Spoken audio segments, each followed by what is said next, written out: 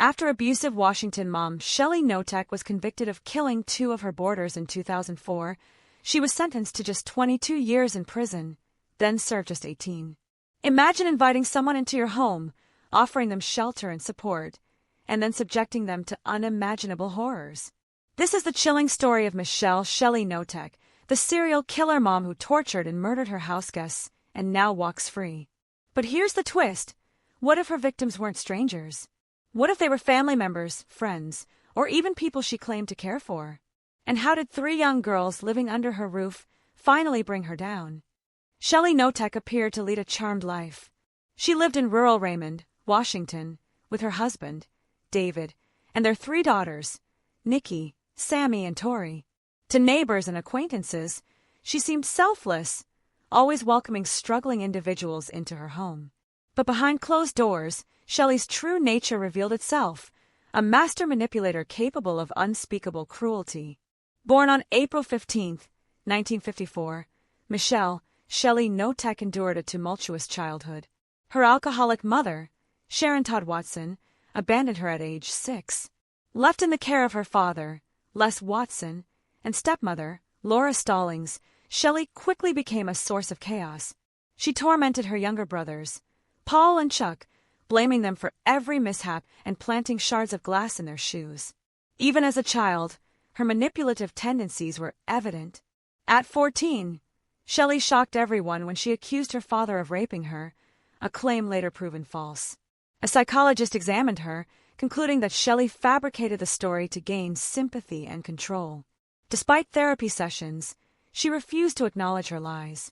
Her toxic behavior continued into adulthood, culminating in 2 failed marriages before meeting David Knotek in 1982.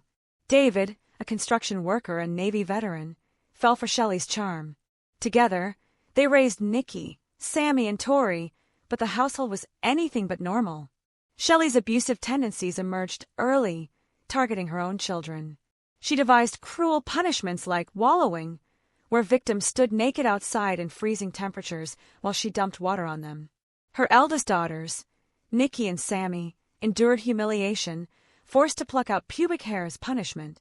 Young Tori initially escaped the worst of it, but her turn would come eventually. The first outsider to fall prey to Shelly's cruelty was her 13-year-old nephew, Shane Watson. When his biker gang member father landed in jail and his mother couldn't care for him, Shelly offered to take him in. Instead of providing safety, she unleashed a campaign of torture. Forced to endure wallowing sessions and other sadistic rituals, Shane became a shell of himself. Meanwhile, Shelly manipulated her daughters into believing they were complicit in his suffering. In December 1988, Shelly invited another victim into her home, Kathy Lorino, an old friend who had recently lost her job. At first, Lorino believed she'd found refuge. That illusion shattered quickly. Drugged nightly and forced to perform nude labor, Lorino deteriorated physically and mentally. Over 5 years, she lost 100 pounds and most of her teeth. In 1994, after a particularly vicious beating, Lorino died. Rather than reporting her death, Shelly instructed David to burn her body and scatter her ashes. When Michelle learned of Lorino's death, she convinced her spouse and kids that each of them would be incarcerated if they told outsiders. At his wife's command, David Knotek burned Lorino's corpse, and together he and Shelly scattered the ashes. If anyone asked, Shelly Knotek simply explained Lorino had run off with her lover. Shane, however, recognized the true horrors in his environment, which is why, in February 1995, he made a plan to get out. Shane had taken photos of Kathy while she was still alive, malnourished and beaten, living in a cold basement next to the radiator. He showed Nikki the photos and told her his plan. He was going to show the police. But Nikki, terrified of what might happen, told her mother about the photos. In retaliation, Shelly commanded David to shoot Shane in the head. He obliged. Like Lorino, the couple burned Shane's body in their yard and scattered his ashes over the water.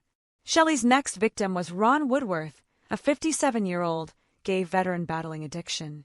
Moving in under the guise of friendship, Woodworth soon discovered Shelly's dark side. Isolated from his family, he endured forced labor, urination rituals, and physical abuse. Ordered to jump off the roof, he survived but sustained severe injuries. Shelly treated, his wounds by pouring bleach over them. In August 2003, Woodworth succumbed to her torment. By this point, Shelly's youngest daughter, Tori, had begun questioning her mother's actions. With her older sisters, Nikki and Sammy, now adults living elsewhere, Tori gathered evidence, including Woodworth's belongings, and contacted the authorities. Their bravery led to Shelly's arrest. When police raided the Knotek property in 2003, they uncovered Woodworth's buried remains.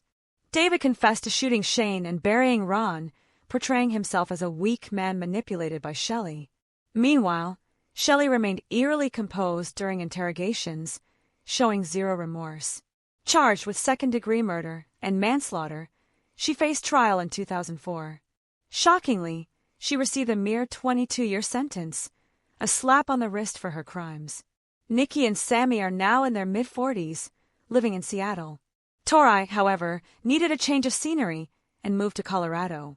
In 2018, David Knotek was paroled and reached out to his daughters to ask for forgiveness. Sammy and Tori have gone on record saying that, despite everything, they do forgive their father, whom they consider to be just another of Michelle Knotek's victims. Nikki, however, did not accept her father's apology. For her, the abuse was unforgettable and unforgivable.